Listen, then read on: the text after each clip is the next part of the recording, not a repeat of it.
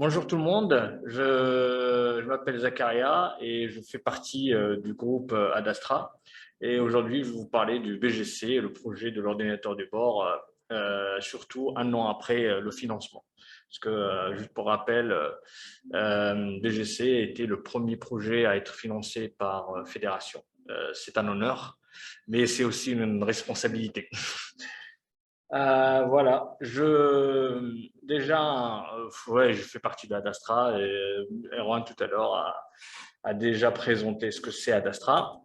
Et aussi, je rappelle qu'on a la vocation de faire le premier lanceur de microsatellite, le lanceur de microsatellite open source. Alors, BGC, c'est pourquoi BGC? Juste, il faut revenir en arrière. On a, comme a dit Arwan tout à l'heure, on a lancé notre première fusée en 2017. Oui, j'ai fait une erreur en 2018. Tout marchait bien, mais la télémétrie n'a pas marché. Et bien sûr, à cette époque-là, on a juste utilisé des cartes qu'on trouve dans le commerce, des cartes Arduino avec des antennes et des câbles un peu partout. Mais malheureusement, ça n'a pas marché.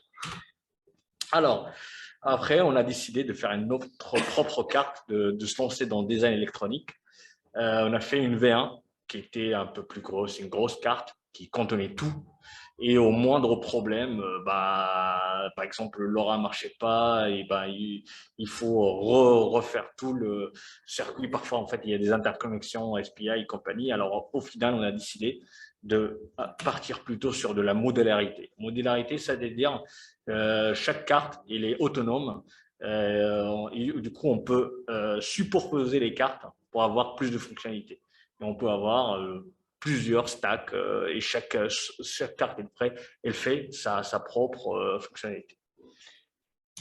Alors, déjà, en fait, la vocation quand même de BGC, c'est de faire un form factor qui sera adaptable pour chaque type de fusée. Et l'autre vocation, c'est un système modulaire. Du coup, on peut enlever, rajouter des cartes sans aucune contrainte, plutôt avec des contraintes très minimes. Et aussi, un très grand enjeu, c'est de la facilité de programmation.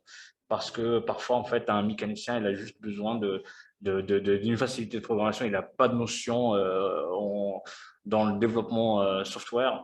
Il a besoin d'un truc rapide qui marche. Alors, on a pensé à l'écosystème Arduino parce qu'il propose pas mal de librairies qui se partagent sur Internet. C'est un écosystème très riche. Et voilà, c'est très intéressant comme écosystème.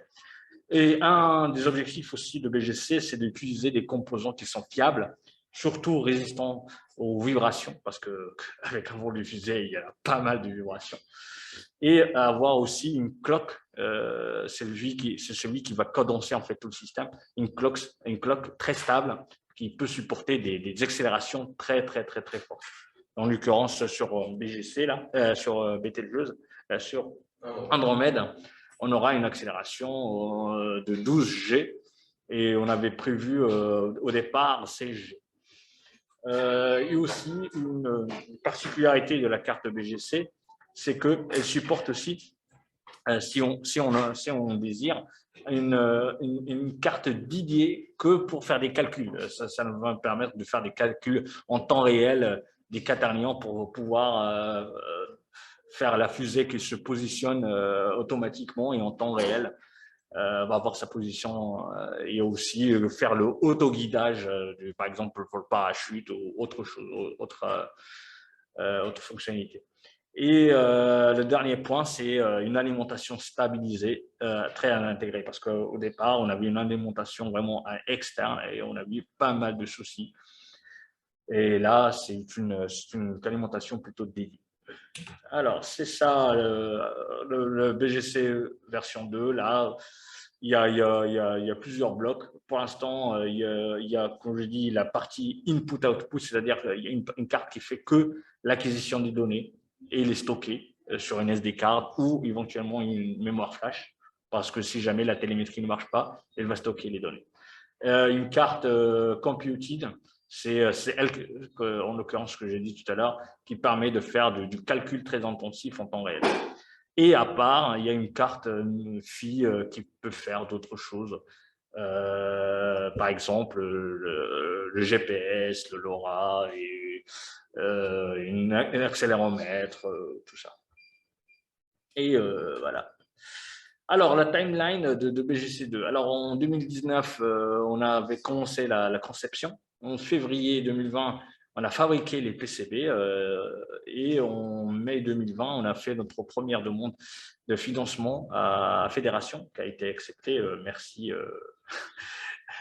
conseil d'administration, je ne sais pas le conseil d'administration, le cercle projet.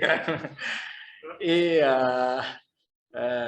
après, on a acheté les composants. Bah, ça a été vraiment un vrai calvaire, l'achat des composants, comme vous le savez, parce qu'il y a une grande pénurie de composants électriques. Et il y a des composants qu'on n'a pas trouvés, on les cherche toujours. Il y a des composants où il faut attendre septembre 2022, même, j'ai vu même des 2023. C'est vraiment. Alors, on a essayé comme on peut pour acquérir ces composants-là.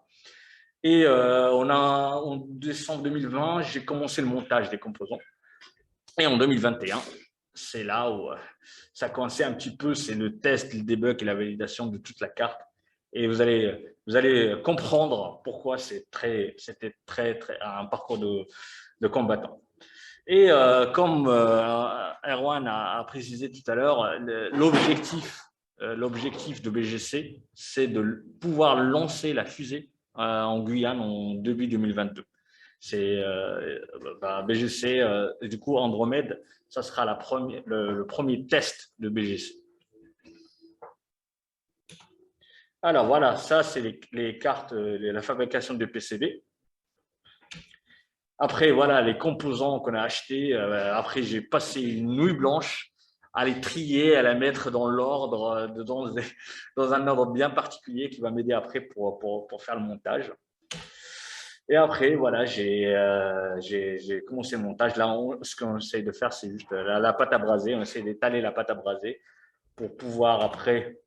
Voilà, j'ai utilisé même la cuisine. Là, c'est la photo de la cuisine chez moi pendant le confinement, en train de pendant la nuit.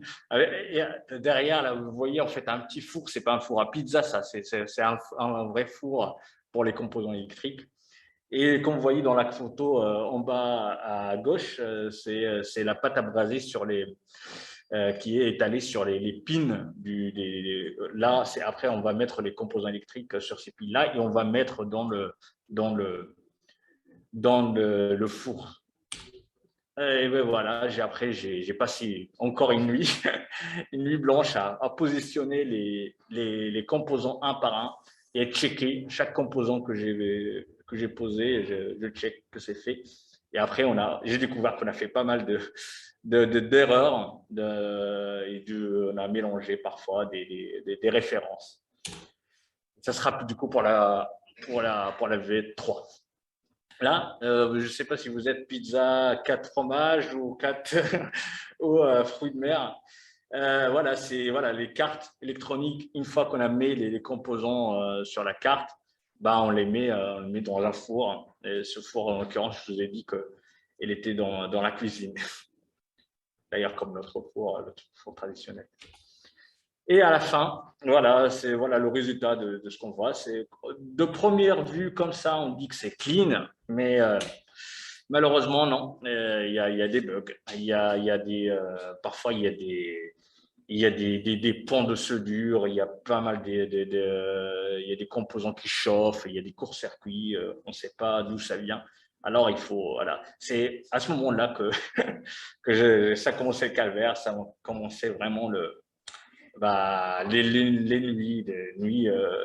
nuits blanches pour pouvoir débugger et savoir où est le problème. Par exemple, là, en l'occurrence, je vous montre des photos prises par un petit microscope électronique que j'ai acheté, en l'occurrence. Là, on voit, par exemple, un pont de soudure entre deux pins. Et là, c'est des pins qui ne sont pas soudés.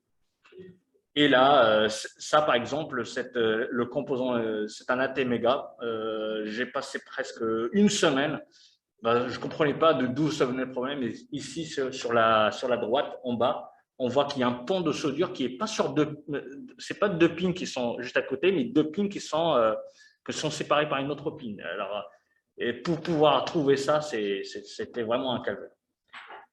Alors, même on a passé, voilà, ça c'est avec l'aide d'un ami à moi, c'est lui qui a fait une partie du design de BGC. Là, on est passé vraiment avec du gros matos du lab, un microscope électronique très pointu avec du matériel professionnel. Et enfin, ça marche. La carte a donné vie, elle s'allume très bien. Et après, quelques mois après le debug, la deuxième carte qui fait la télémétrie a marché. Là, on voit qu'elle émet un signal dans la bande de 867 MHz. Mais là, dernièrement, après comment vous dire, c'est juste avant une semaine, je voulais préparer une démo. Et du coup, parce que c'est une carte en fait que je l'ai emballée, je l'ai laissée à côté, mais quand j'ai repris la carte, oh là là, qu'est-ce qui se passe? Il y a de la rouille partout. Et je sais pas, c'est un vrai problème, quoi. Et je vois, et en plus, même l'état des soudures, ça a nettement dégradé. Et on pense en fait que c'est un problème d'humidité. Et il faut lutter contre l'humidité, surtout quand on est amateur, on n'est pas équipé pour. Alors il faut trouver des petites solutions. J'ai des idées, on peut en parler après. Juste pour vous dire, là, je vais finir bientôt. Grâce à Andromède, on a des nouvelles cartes dans la famille. Il y a en l'occurrence une carte antenne qui permet de séparer le signal antenne en deux faisceaux. Et il y a une carte alimentation. L'avantage de cette carte alimentation, c'est qu'elle permet en fait d'alimenter et de charger une batterie à l'intérieur de la fusée juste avec un câble USB. C'est comme si vous branchez votre téléphone. Voilà, c'est la carte. En l'occurrence, elle est sur la table. On a fait le design de ça. Alors, je vais finir bientôt. C'est juste, je partage avec vous quelques réflexions. Alors, comme je vous ai dit tout à l'heure, j'ai eu un gros problème d'humidité. Alors, je ne sais pas, peut-être une idée, c'est stocker le matériel électronique dans des boîtes contre l'humidité. Ça, c'est des boîtes vraiment conçues pour ça. Avec, bien sûr, comme vous connaissez, c'est des petits sachets, des silica. Parfois, quand on les reçoit, ben, on les jette tout à fait directement dans la poubelle, mais je pense que c'est très, très, très, très utile. Et aussi, un autre point que je voulais attirer votre attention, c'est les batteries. Parce que là, la plupart du temps, je travaille chez moi, je travaille sur ces projets amateurs chez moi, et du coup, bah, il faut faire très, très, très attention aux batteries. Surtout, ne laissez pas les batteries se charger tout seul.